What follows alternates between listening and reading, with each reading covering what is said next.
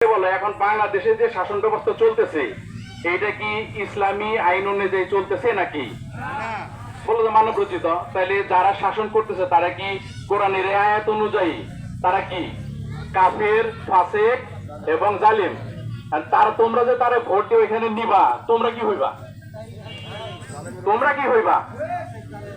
50 নম্বর আয়াতে আল্লাহ বলছে যে আল্লাহর চাইতে বিধান প্রদানে আল্লাহর চাইতে অধিক কে? বললাম তুমি এই আয়াতগুলা বাসায় যে দেখবা 44 নম্বর আয়াত থেকে 50 নম্বর আয়াত পর্যন্ত দেখার পর আমার সাথে কথা বলবা।